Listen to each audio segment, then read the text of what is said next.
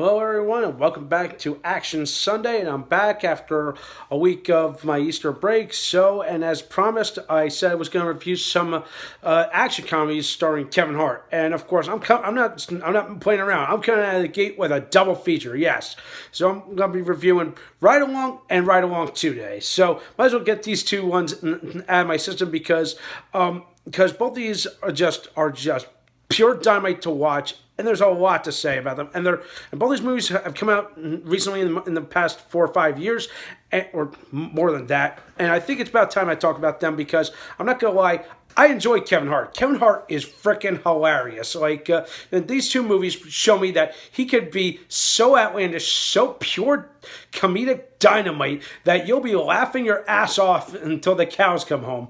That's all I gotta say about that. Some people, I've heard some rumors saying that oh, this guy is like the modern day clone of Eddie Murphy. I would agree, but I also kind of disagree because there's only going to be one Eddie Murphy, and it's going to be the same guy. But then again, I would love to see Kevin Hart and Eddie Murphy work together on a movie together.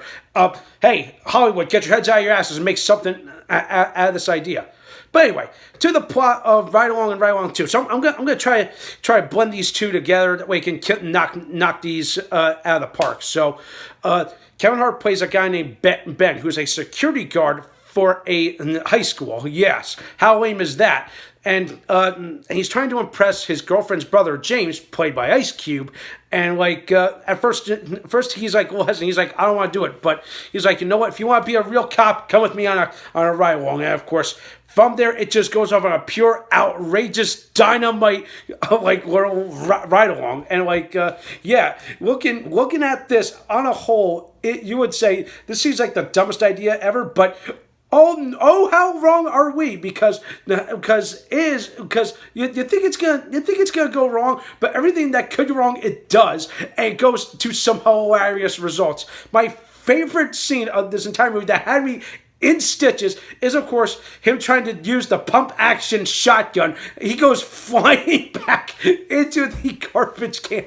I was laughing. He's like, my chest in my head's in my chest or something like that. I remember watching this and I was on the floor laughing. I thought I wasn't I couldn't believe that this kind of content could just make you laugh. Even though it's so outrageous, and we would say, oh, that would never work. But hey, it's more like poke fun of the guy. But even though, hey, I don't like to make fun of short people, but hey, it just works to good perfection. It's just perfect. And then of course by the end of the movie, he becomes what he wants. He becomes a cop, which bleeds over into a sequel, and then from there they get embroiled in a case in Miami.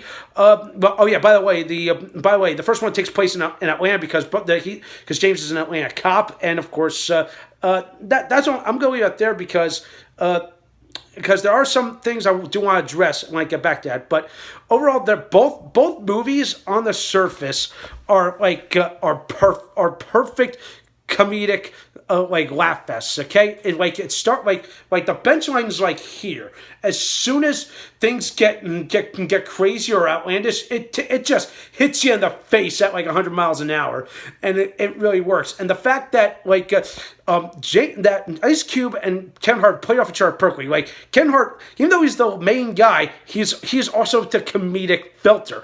And Ice Cube, he is the straight man, and he does it to perfection. Now I've seen him be kind of pseudo the straight man in a similar comedy. I believe everyone's heard of this. Are We Done Yet?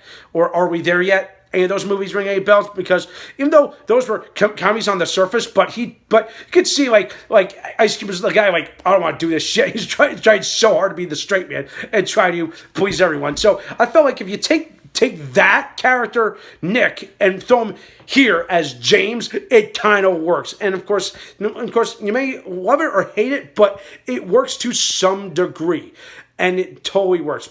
But now let me talk about the things that really just hit, maybe say I couldn't stand, because it really hit all the cliches before.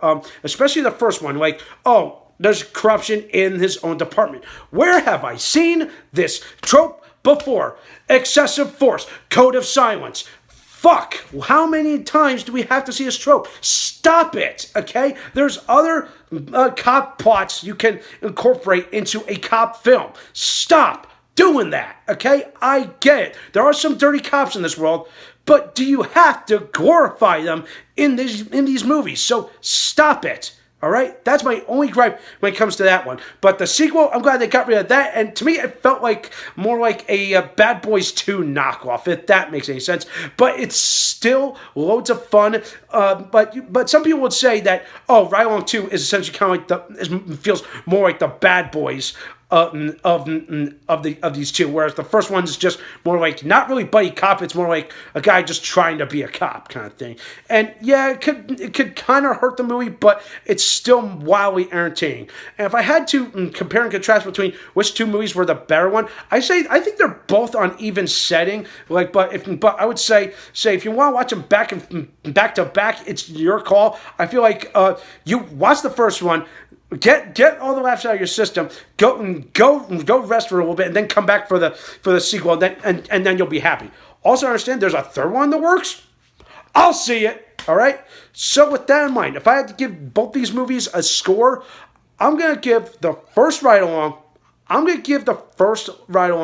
7.5 out of 10. The sequel, probably the same thing, but after much further watching, I think I'm gonna give it a 7 because I feel like I've seen tropes like this before. Between both those movies, but like I said the sequel felt more like a Bad Boys clone. But to me, if you're gonna try to parody the Bad Boys movies, I'm sorry, okay?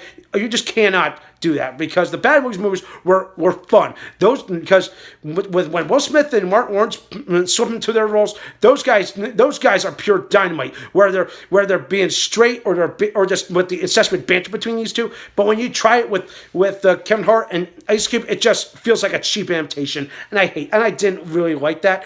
But they're both fine comedies in their own right. All right? So that does it for this week. Let me know what you think. If you want to watch these movies, they are available. You can go pick them up or watch them on TV or on demand. All right? So that does it for this week. Thumbs up the video, subscribe to my channel, and stay tuned for next week for another Kevin Hart action comedy. All right? Have a good night, folks.